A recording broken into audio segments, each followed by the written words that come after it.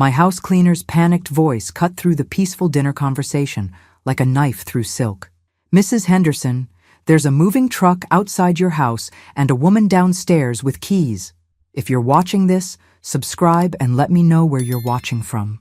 I dropped my fork so hard it clattered against David's ceramic plate, the sound echoing through his dining room like a gunshot. My 38-year-old son and his wife Sarah stared at me in confusion, but I already knew exactly who was bold enough to break into my home. Jessica, my own daughter. 6 months ago, I'd discovered Jessica's scheme to have me declared incompetent and steal my inheritance. My attorney son David had helped me block her fraudulent medical evaluation requests and petition for emergency guardianship. But this was beyond anything I'd imagined, even from her. "Maria, get out of there right now," I shouted into the phone, my voice carrying authority that surprised even me. "Lock the door and leave immediately." Maria had returned to retrieve her reading glasses she'd forgotten earlier, a habit that probably just saved my home from complete robbery. David was already grabbing his car keys, his face darkening with protective anger. "Mom, what's happening?" "Your sister is apparently moving into my house," I said, my voice deadly calm despite the rage building in my chest. The audacity was breathtaking, really. Jessica had always been entitled, but breaking and entering took things to a whole new level. As we raced through the evening traffic, I couldn't help but think about how we'd gotten here. Ryan had been doing yard work for me throughout the summer, Jessica's idea to help Mom and earn some extra money. The fool must have made copies of my keys then, planning this invasion for months. The answer was simple: Ryan. Ever since Jessica married that ambitious failure 6 months ago, she'd changed. Their financial troubles had started when Ryan lost his job back in April. But instead of asking for help, they'd chosen criminal behavior over family communication. "There," David pointed ahead, his knuckles white on the steering wheel. "Police cars." I'd called 911 from the car, explaining that someone was burglarizing my home. What I hadn't mentioned was that the burglar was my own daughter. That little detail was going to make this evening far more interesting than the officers expected. The moving truck was parked in my circular driveway like it belonged there, its back doors wide open, revealing my own furniture stacked inside. My china cabinet, my grandmother's rocking chair, the oil painting of my late husband that hung in the foyer. 2 police officers stood on my front porch, looking confused as they spoke, with a woman whose voice I recognized, even from 50 feet away. Jessica's voice, confident and entitled, explaining to the officers that this was all a family misunderstanding. Well, she was about to get a family education she'd never forget. The look on Jessica's face when she saw me walking up my own driveway with 2 additional police officers was worth every sleepless night she'd caused me over the past 6 months. Her confident smile faltered for just a moment before snapping back into place. At 35, my daughter had perfected the art of looking innocent while committing calculated acts of selfishness. Today's performance was no exception. "Mom!" she called out, waving as if I'd simply returned from a pleasant shopping trip. "Perfect timing! We were just getting settled in." Officer Martinez, a stern-faced woman in her 40s, looked between Jessica and me with growing confusion. "Ma'am, this woman claims to be your daughter and says she has permission to be here." "My daughter, yes. Permission?" I pulled out my keys, my voice steady despite wanting to scream. "Absolutely not!" Ryan appeared in my doorway, carrying a box labeled Tyler's room, looking like a man who'd rather be anywhere else. Behind him, I could see my 8-year-old grandson Tyler peering around the corner, clutching a stuffed dinosaur. The sight of those children in my home, confused and innocent, made my heart clench. This wasn't their fault. Officer Martinez stepped forward with professional authority. "Ma'am, we need to investigate this thoroughly before making any arrests. Can you prove this is your residence?" I handed over my driver's license and house deed, both clearly showing my name and this address. Meanwhile, Jessica was frantically whispering to Ryan, her composure finally starting to crack. "Mrs. Henderson," Officer Chen began documenting the scene with his camera, "can you explain how your daughter might have obtained keys to your home?" "Ryan did yard work for me this summer," I said, watching Ryan's face go pale. Jessica suggested it would help them financially and help me maintain the property. He must have made copies then. Ryan shifted uncomfortably, avoiding eye contact completely. Jessica threw him a look of pure venom before turning back to the officers with renewed desperation. "The thing is," Jessica said loudly, interrupting her own whispered conversation, "my husband lost his job back in April, and we were evicted from our apartment last month. As my mother's only daughter, I have a right to expect help during a crisis." A right. She actually used the word right to describe stealing my home.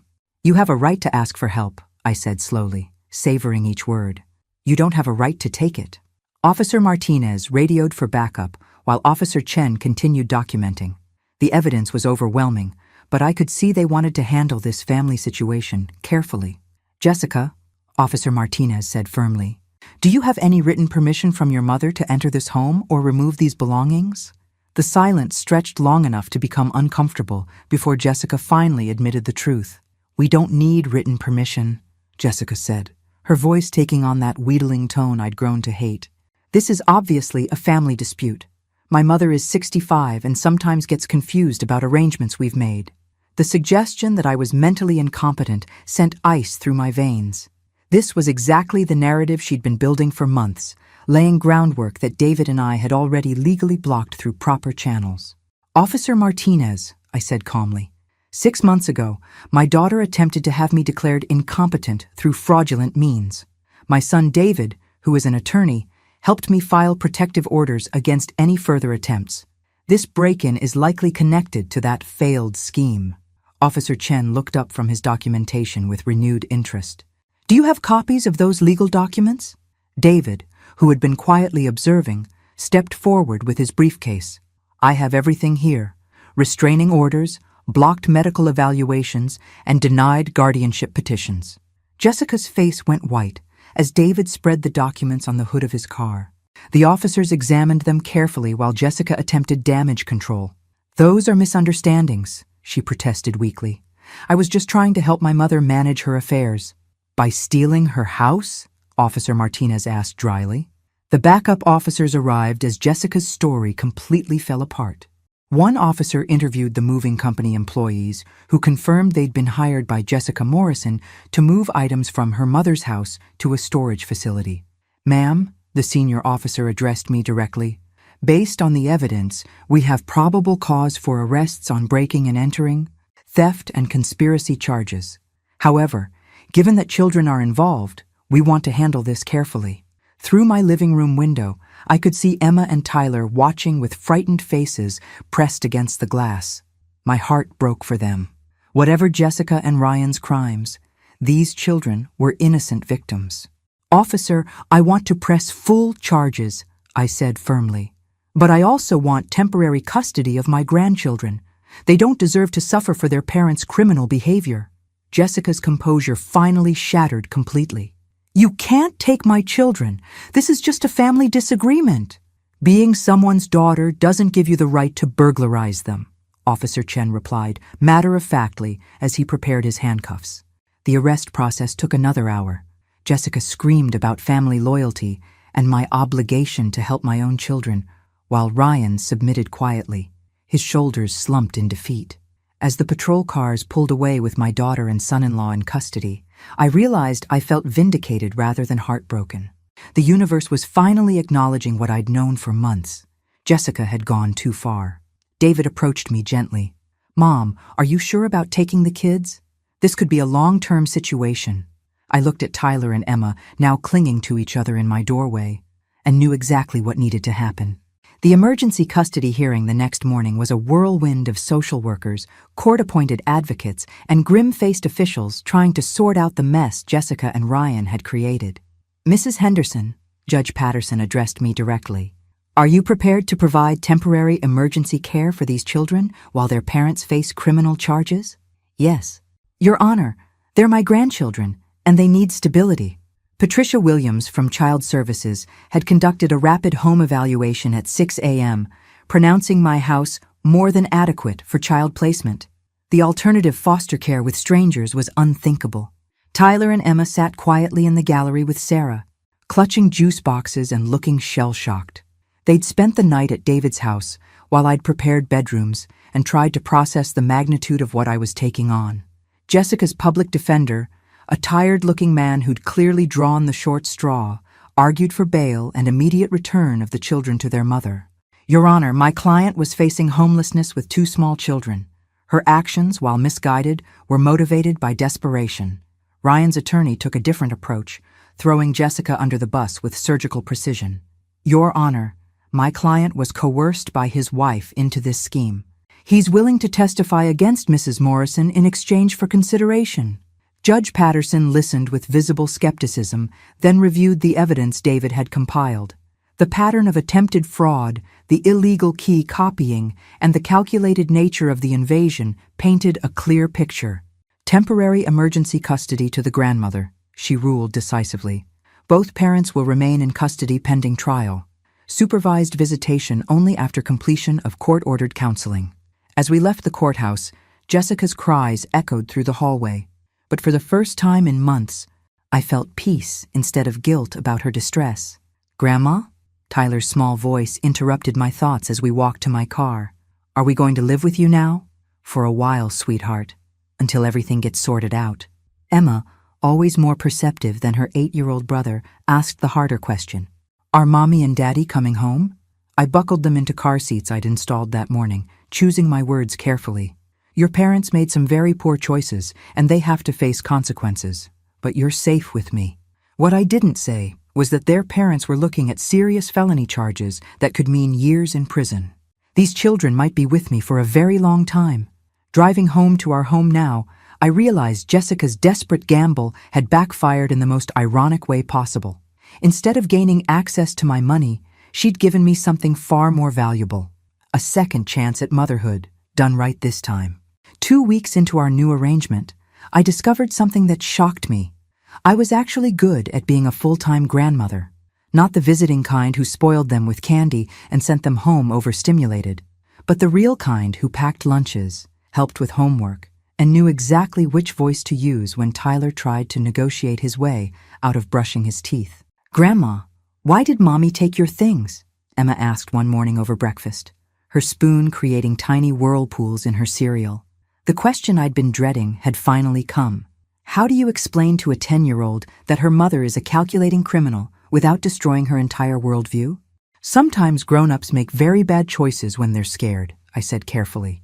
Your mommy was scared about not having a home, but instead of asking for help, she took something that didn't belong to her. Tyler looked up from his toast. Like when Emma took my Pokemon cards? Similar, but much more serious because grown-ups know better. The parallel seemed to satisfy him. But Emma's expression suggested she understood far more than she was letting on. 10-year-olds, I was learning, are remarkably perceptive about adult dysfunction. My phone buzzed with a call from Detective Morrison, different Morrison, thankfully who had news about the ongoing investigation. Mrs. Henderson, we've uncovered additional evidence that significantly changes the scope of this case. Can you come to the station this afternoon? The evidence, it turned out, was a paper trail showing Jessica's scheme went far deeper than a simple home invasion. She'd been systematically planning to take control of my assets for over 18 months, researching incompetency laws, consulting with unethical attorneys, and even attempting to access my medical records to build a case for dementia. She filed preliminary paperwork for emergency guardianship 3 weeks before the break-in, Detective Morrison explained, sliding documents across his desk. If you hadn't pressed charges, she would have used the incident to claim you were no longer capable of living independently. The calculated nature of it all left me breathless. This wasn't desperation or poor judgment. This was premeditated financial abuse, with my own grandchildren as unwitting accomplices. There's more, Detective Morrison continued grimly.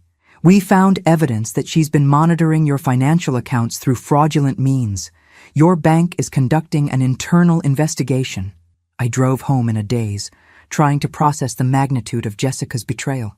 When I pulled into my driveway, Emma and Tyler were waiting at the window, faces pressed against the glass like eager puppies. Grandma, we made you a card, Tyler announced, running to meet me with a construction paper creation decorated with glitter and crayon flowers. Welcome home, Grandma, was written in Emma's careful cursive, with Tyler's signature scrawled underneath in purple marker.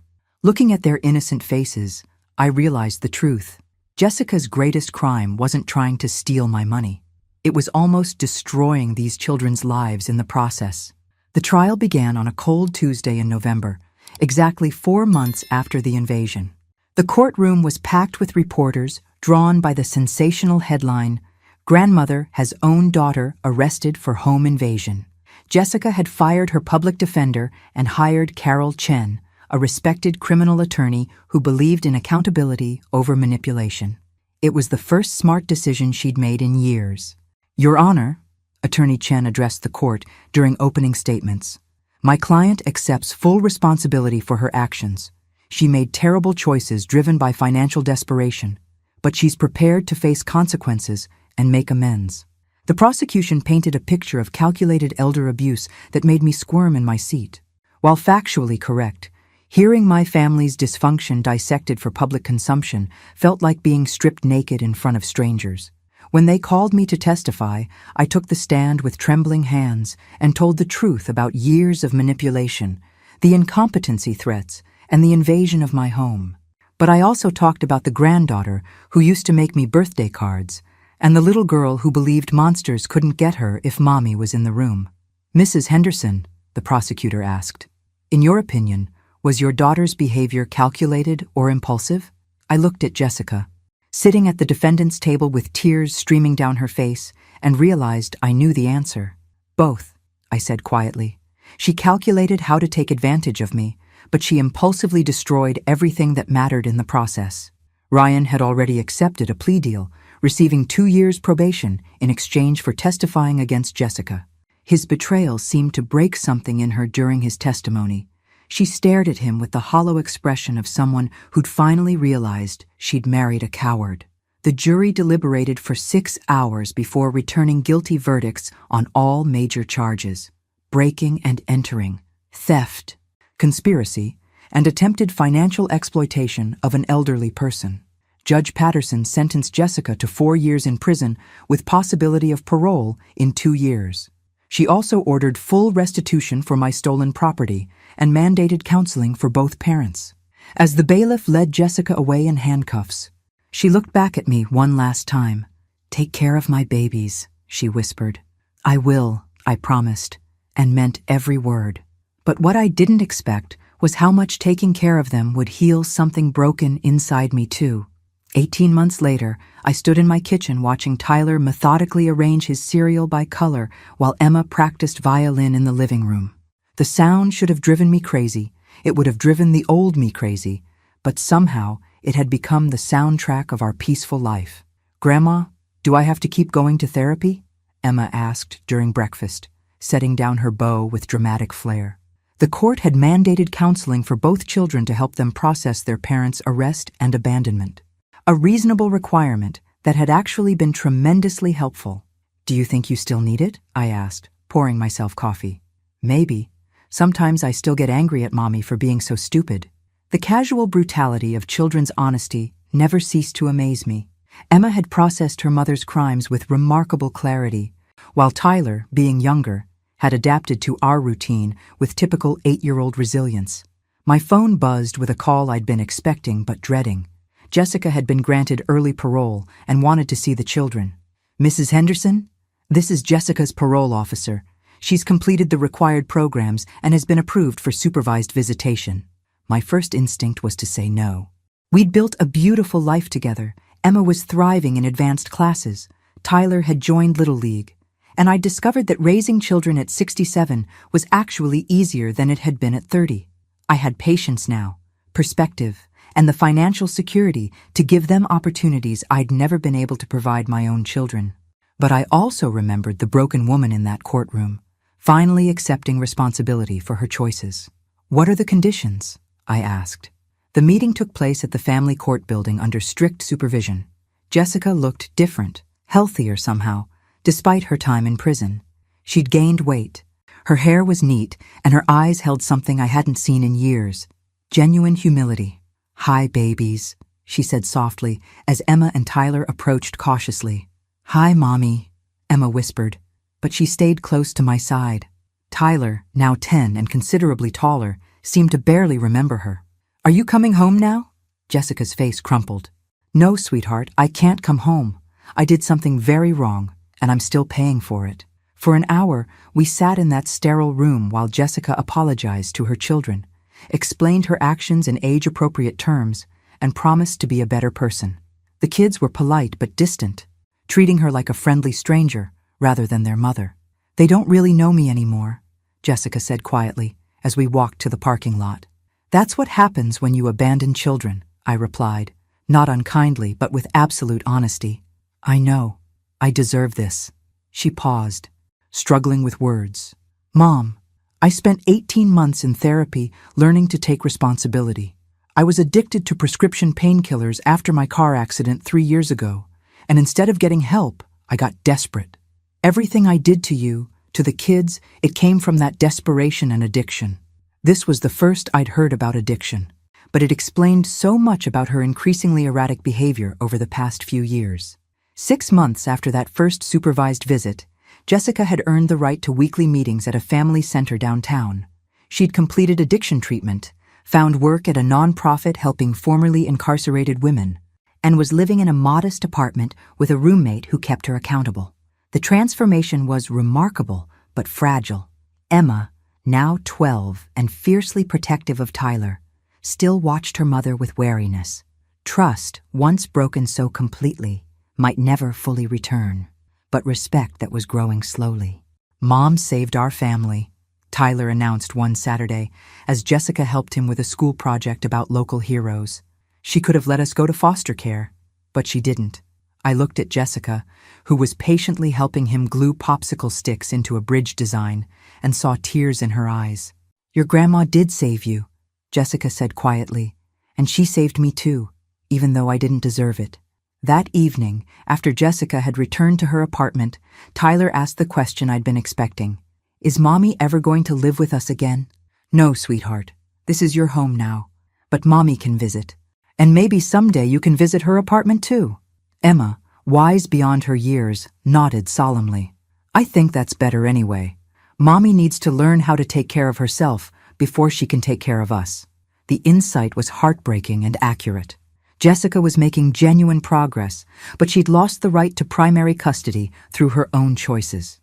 The children understood this instinctively, even if they couldn't articulate it. My phone buzzed with a text from David. "Mom, Sarah and I have news. We're pregnant. Think you can handle being a grandmother to 3 kids?" I laughed out loud at the absurdity.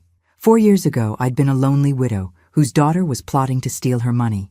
Now I was raising 2 preteens, rebuilding a relationship with their reformed mother, and about to become a grandmother again.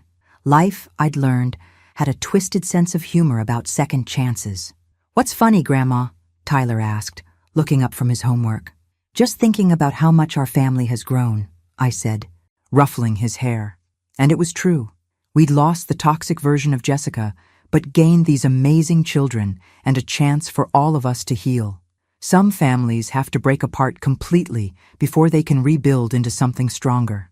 The day Jessica earned unsupervised visitation rights, exactly 2 years after her arrest, she sat in my living room, the same room where I'd once found her directing movers to steal my furniture, and told me the story of her transformation.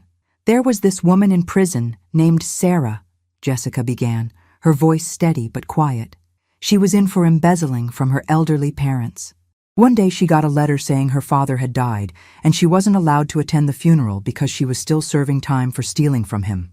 Emma and Tyler were at school, so we could speak freely about the harsh realities of consequences. She completely broke down," Jessica continued. "Started screaming about how she'd destroyed everything that mattered for money she'd already spent. And I realized I was looking at myself 5 years in the future if I didn't change. It was the event I'd been waiting to hear about, the catalyst that had transformed my manipulative daughter into someone capable of genuine accountability. I called you that night, but you'd changed your number, so I wrote you a letter instead. 27 pages of apology and explanation that I never sent because I realized words weren't enough. I had to prove I'd changed through actions.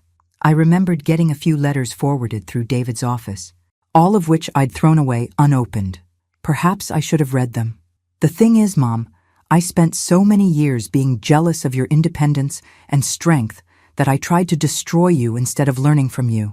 Even after Dad died, You had this grace, this ability to rebuild your life. I felt like a failure next to you. So you decided to tear me down instead of building yourself up? Exactly. And the pills made everything worse. They made me paranoid, desperate, willing to hurt people I loved. I convinced myself you owed me something, because I was your daughter. We sat in comfortable silence for a moment. Two women who'd survived a war that had nearly destroyed our entire family. What do you want now? I asked finally. I want to earn the right to be in my children's lives. Not as their primary parent, I lost that through my own choices, but as someone they can respect and maybe eventually trust. And I want to make amends to you, if you'll let me. Looking at this humbled, sober version of my daughter, I realized something profound. I didn't need Jessica's amends for my own healing, but maybe she needed to give them to complete hers. You can't undo what you did, I said gently, but you can prove you've learned from it. She nodded, accepting the boundary without argument. Progress.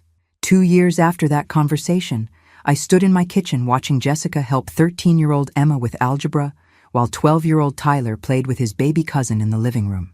David and Sarah's daughter had been born 6 months ago, and our Sunday family dinners had become beautifully chaotic affairs. I still don't understand why X equals 7, Emma complained, erasing her work for the 3rd time. Think of it like a balance, Jessica explained patiently. If you do the same thing to both sides of the equation, it stays balanced. Watching them work together, I felt a complex mixture of emotions: pride in Emma's academic excellence, satisfaction in Jessica's genuine effort to be helpful rather than intrusive, and deep contentment in the stable life we'd all built from the ashes of betrayal. The media attention had been intense for about 6 months after the trial. Millionaire grandmother Jael's own daughter had been tabloid gold, but I'd hired a publicist to protect the children's privacy and keep reporters away from their schools. Eventually, newer scandals had captured public attention. Jessica would never live in my house again. That boundary was permanent and non-negotiable. But she'd earned the right to be part of her children's lives, and more importantly, she'd become someone worthy of that privilege. "Grandma," Tyler called from the living room, "can Jessica come to my baseball game next Saturday?" I looked at Jessica, who was trying not to appear too hopeful. These small milestones being included in normal family activities meant everything to her recovery. "If she wants to," I said simply. The smile that spread across Jessica's face was radiant and genuine. 2 years of consistent effort, therapy, and accountability had earned her this simple privilege: watching her son play baseball. My phone buzzed with a text from Emma's teacher. "Emma has been selected for the gifted program's academic competition team." "Congratulations!"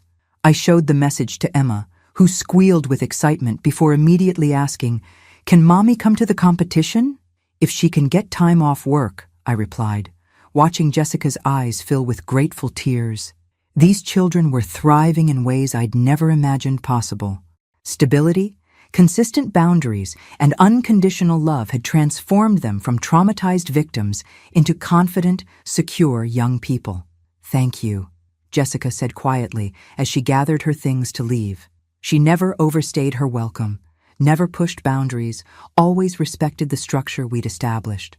For what? For saving my children, for giving me the chance to earn my way back into their lives, for showing me what real strength looks like. As I watched her drive away to her modest apartment, I reflected on the strange journey that had brought us all to this point. 4 years ago, I'd been a vulnerable widow whose daughter was plotting to steal her independence. Now I was the fierce matriarch of a healing family, confident in my worth and secure in my choices. This morning, as I write this final chapter, I'm sitting on my back porch watching Emma teach her baby cousin to clap while Tyler practices pitching in the yard. Jessica is inside making sandwiches for our picnic, and David is setting up the outdoor games his wife requested for their daughter's first birthday party. At 71, I'm busier than I've been in decades, but also more fulfilled. These children, all 3 generations of them, have given me purpose that I never expected to find. My phone buzzes with a video call from my newest family member, Michael, David's business partner, who married Jessica's former roommate from the halfway house 6 months ago. Our family tree has become wonderfully complicated as we've all learned to heal and grow together. "Martha," he calls from the screen, "are you ready for the birthday party chaos?" I laugh. looking around at the beautiful chaos that has become my normal life. Bring it on. Jessica appears at my elbow with a plate of sandwiches. Mom, thank you for letting me be part of this. 4 years ago, those words would have been manipulation. Today, they're simple gratitude from a woman who's learned the difference between earning love and demanding it. You earned it, I reply, and she nods with quiet satisfaction. As the family gathers for our celebration, I think about the letter I'll write to other grandmothers facing similar situations. The letter that will tell them it's possible to love someone without enabling them, to set boundaries without abandoning family, and to find strength in saying no to behavior that hurts everyone involved. Jessica's greatest crime wasn't trying to steal my money or my home. It was almost preventing me from discovering who I was meant to be. The woman who chose love over resentment, boundaries over revenge, and healing over perpetual victimhood. The woman who learned that sometimes the greatest act of love is refusing to participate in someone else's destruction. The woman who finally understood that her worth wasn't measured by her usefulness to others, but by her willingness to protect what mattered most. Today, watching my family laugh and play in the yard of the house Jessica once tried to steal, I know exactly who that woman is. She's me stronger, wiser, and surrounded by people who respect her because she first learned to respect herself. And that, dear friends, is the most valuable inheritance I could ever leave behind.